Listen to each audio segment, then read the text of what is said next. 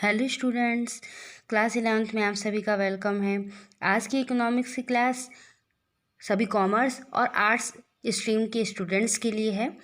आज की हम हमारी वीडियो लेक्चर में ये समझेंगे, ये मेन ऑब्जेक्ट है हमारा ये है कि हम इकोनॉमिक्स क्यों पढ़ते हैं और इस इकोनॉमिक्स में हमें क्या नया चीज़ सीखने को मिलेगी। तो हम देखेंगे कि why do we study economics as a subject, क्योंकि हम देखते हैं कि कॉमर्स सब्जेक्ट अगर कोई सिलेक्ट करता है तो वहाँ पे भी हम देखते हैं कि आपको अकाउंट्स और बिजनेस मैनेजमेंट पढ़ना पड़ेगा, पर उसके साथ में आप इकोनॉमिक्स भी पढ़ सकते हैं। और उसी तरीके से हम आर्ट्स में भी देखते हैं, आर्ट्स में भी हम क्या करते हैं, इकोनॉमिक्स सब्जेक्ट को सेलेक्ट करते हैं। तो ये इकोनॉमिक्स क्यों इतना इम्पोर्टेंट है और इसमें क्या नया है, वो ही हम आज की वीडियो लेक्चर में सीखेंगे। इकोनॉमिक्स की मैं आपको डेफिनेशन समझाऊं या इकोनॉमिक्स के बारे में बताऊं, इससे पहले मैं एक आपको जनरल एग्जांपल देना चाहती हूं, क्योंकि इकोनॉमिक्स सब्जेक्ट एक ऐसा सब्जेक्ट है कि हम हमारे एक प्रैक्टिकल लाइफ में आसपास के इन्वायरमेंट, सोशल इन्वायरमेंट को देख करके हम बहुत सी चीज़ें सीख जाते हैं और प्रैक्टिकली हम वो सभी चीज़ें देखते हैं, पर हम एक इकोनॉमिक की दृष्टिकोण से हम नहीं देखते हैं। तो वही मैं आपको एग्जाम्पल से समझाना चाहती हूँ। तो आज का हम देखेंगे introduction to economics. Introduction to economic में सबसे फर्स्ट मैं आपको ये एग्जांपल दूँ कि सपोज़ मैं या आप कहीं भी अगर अपने स्टडी के लिए एक कंट्री से दूसरी कंट्री या एक स्टेट से दूसरे स्टेट में जाते हैं, तो हमें हमारे फादर सपोज़ 10,000 रुपीज़ हमको पॉकेट मनी के हिसाब से मंथ के लिए देते हैं। ठीक है, बहुत ही इंटरेस्टिंग सब्जेक्ट है ये और एक एग्जाम्पल भी बहुत इंटरेस्टिंग है, सभी बहुत एक स्टोरी के रूप में समझेंगे। ठीक है, तो ये 10,000 रुपीज़ हमारे फादर ने दिए। तो आप सोचो, सबसे फर्स्ट क्वेश्चन आपसे यही है कि अगर आप बाहर स्टडी करने जाते हो तो सबसे पहले आपको किस चीज़ की आवश्यकता होगी। ठीक है, कौन सी ऐसी आपकी नीड होगी। फर्स्ट तो हम देखेंगे, सबसे फर्स्ट हमारी यही नीड होगी कि ये 10,000 से मैं एक रेंट लूँ।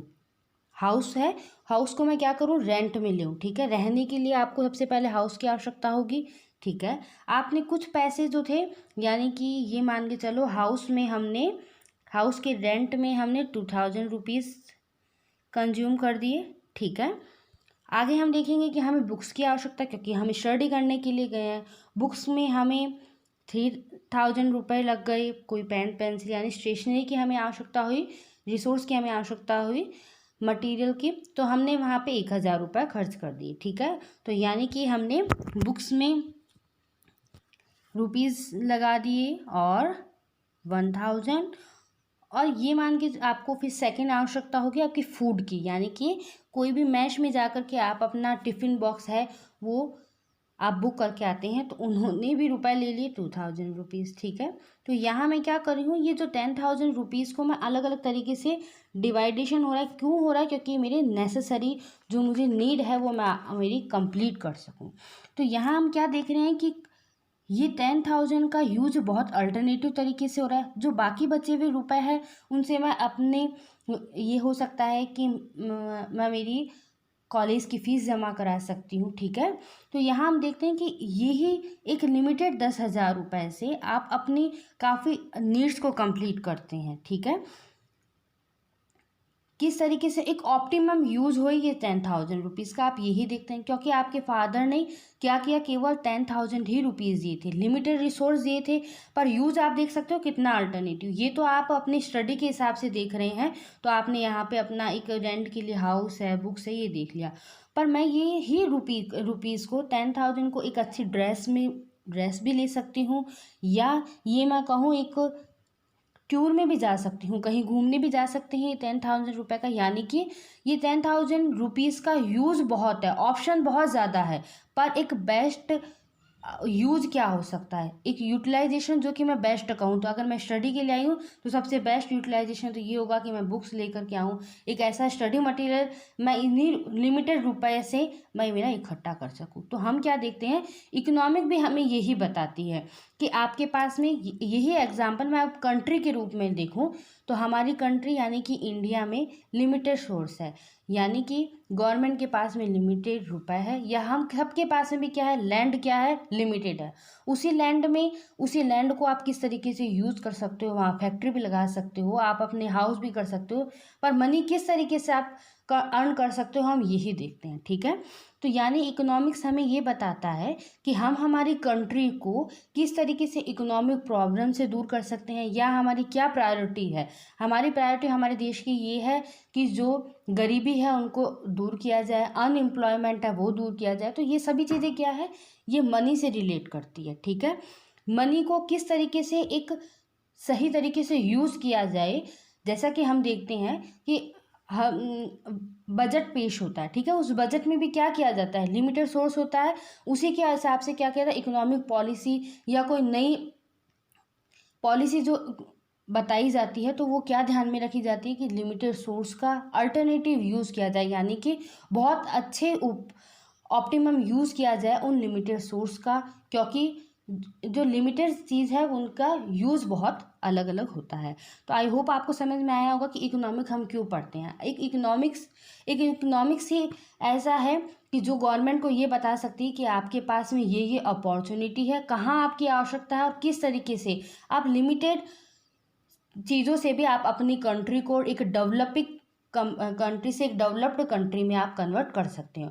क्योंकि हम इकोनॉमिक्स में इकोनॉमिक का मतलब ही होता है कि मनी को कंट्रोल करके चलना, या मनी को एक इंक्रीज करना। ठीक है, आप आर्ट्स भी लेंगे, ठीक है, आपको पॉलिटिकल साइंस भी अगर आप ले लेंगे, पॉलिटिशियन काफ़ी चेंज होते रहेंगे। ठीक है, पर हर एक पॉलिटिशियन का यही प्लान होता है कि हम हमारे इकोनॉमिक ग्रोथ को, हमारे देश को किस तरीके से हम इंक्रीज करें। तो आई होप आपको ये वीडियो लेक्चर से आपको इकोनॉमिक्स को समझने में इंटरेस्ट आएगा और आपको हेल्प भी मिलेगी। तो 11th क्लास का हम यहाँ चैप्टर शुरू करने से पहले मैं आपको इकोनॉमिक्स की नॉर्मल डेफिनेशन बता दूं कि economics is the study of the use of scarcity resource that have alternative use, यानी एक असीमित आवश्यकताओं को, रिसोर्स को हम अल्टरनेटिव यूज़, एक बेस्ट यूज़ हम किस तरीके से करते हैं, वही हम इकोनॉमिक्स में पढ़ते हैं। यहाँ हमारा 11th क्लास में NCERT में हमारा सबसे फर्स्ट चैप्टर है, चैप्टर का नाम है Indian economic on eve of independence, जिसे कि हिंदी में कहा जाएगा स्वतंत्रता की पूर्व संध्या पर भारत की अर्थव्यवस्था। ठीक है, तो यहाँ ये चैप्टर का अगर हम ढंग से पढ़ें तो कहा गया है Indian economic on the eve of independence. तो ये ईव जो वर्ड बताया गया, इस ईव का मीनिंग क्या है, इस ईव का अर्थ कहाँ है, क्या होता है। तो यहाँ हम देखेंगे कि हम कोई पार्टी होती है, जैसे कि बर्थडे पार्टी है या फिर न्यू ईयर पार्टी, उससे पहले हम क्या सेलिब्रेशन करते हैं, ईव सेलिब्रेशन करते हैं। ठीक है, तो वही, यानी कि इस चैप्टर के नेम से हमें समझ में आ रहा है कि हम इस चैप्टर में क्या पढ़ना चाह रहे हैं, ये चैप्टर हमें क्या उद्देश्य से या क्या एक ऑब्जेक्ट हमें दे रहा है। तो यहाँ बताया जाए कि आज़ादी से पहले या आज़ादी से ठीक पहले, ईव का मतलब होता है पहले होना, यानी कि स्वतंत्रता से पहले, कोई भी पार्टी से पहले, ठीक पहले हम ये सीखेंगे कि आखिरकार आज़ादी से पहले किस तरीके से हमारा लिविंग स्टैंडर्ड था, और हमारी कंट्री यानी कि इंडियन इकोनॉमिक में क्या हाल था। ठीक है, जब आप इस पूरे टॉपिक को पढ़ना शुरू करेंगे तो इसमें इस फर्स्ट चैप्टर में आप यही देखेंगे कि एक हमारे देश को ब्रिटिश गवर्नमेंट ने पूरे 200 साल तक क्या करके रखा था, गुलाम के रखा था। तो ये जो चैप्टर का जो फर्स्ट इंट्रोडक्शन है, फर्स्ट टॉपिक जो इंट्रोडक्शन है, उसमें हम यही देखेंगे कि हमारे पूरे कंट्री को ब्रिटिश गवर्नमेंट ने 200 साल तक क्या करके रखा था, गुलाम किया था। वो किस तरीके से उस गुलामी से बाहर आए, और गुलामी के टाइम में, यानी कि इंडिपेंडेंस से पहले उनको क्या क्या, इंडियन इकोनॉमी को किस तरीके से उन्होंने यूज़ किया, वही सारा इंट्रोडक्शन हम आज यहाँ पढ़ेंगे। तो आज की हमारी क्लास जो फर्स्ट चैप्टर है का हम इंट्रोडक्शन ही देखेंगे। ठीक है, तो यहाँ इंट्रोडक्शन का जब हम पहरा पढ़ेंगे तो वहाँ हमें इम्पॉर्टेंट लाइन आएगी कि Indian finally woman is independent on 15 August 1947। तो फाइनली इंडिया को जो इंडिपेंडेंट यानी कि स्वतंत्रता मिली थी, आज़ादी मिली थी, वो 15 अगस्त 1947 को 1947 को मिली थी, जो कि 200 साल के बाद में ये एक बहुत लंबा समय हो जाता है। उसके बाद में हमें स्वतंत्रता मिली थी। अब तक ब्रिटिश सरकार हमसे क्या चाहती थी, इंडियन को किस तरीके से, इंडिया का जो इकोनॉमिक थी उसको किस तरीके से यूज़ करती थी, वो ही हम देखेंगे। तो कहा गया है कि British colonial role and was to reduce the countries to being a raw material supplier for Great Britain।